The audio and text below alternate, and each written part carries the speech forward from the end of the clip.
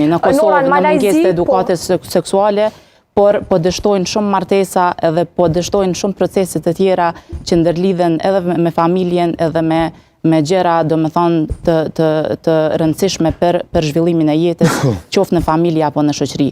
Prandaj, kjo çështje duhet të çohet përpara dhe realisht lënda edukatës seksuale, si dhe kurset e ndryshme, si që thash edhe më herët, edhe për partnerët që janë gati, janë para procesit të hyrjes në martesë, po edhe për çiftet brenda martesore, unë jam pro edukimit seksual.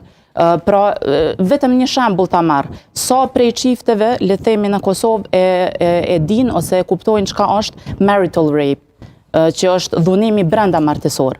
Pra, nuk është vetëm dhunim nga personi i panjohur pa dëshirën tënde me pas një marrëdhënie seksuale.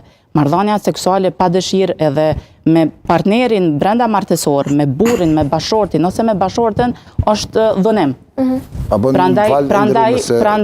Prandaj këtu kjo është një dëshmi që ne kemi nevojë për këtë edukat, jo vetëm nxënësit, por dhe ne të rriturit. Ne kemi nevojë për edukatën tradicionale shqiptare. Ne kemi nevojë për edukatën e mësimeve të urta e të bukura të Kuranit famëmadh. Para se të kemi nevojë për modelet vendeve të shoqërive të huaja. Nuk është ky modeli shoqërive të huaja. Edukata seksuale parashihet edhe në sistemin të drejtës islame. Kjo lëndë nuk e kam të qarë, nuk e kam lezuar. Jo si lëndë, po si edukatë. Ndështë është modeli Malajzisë.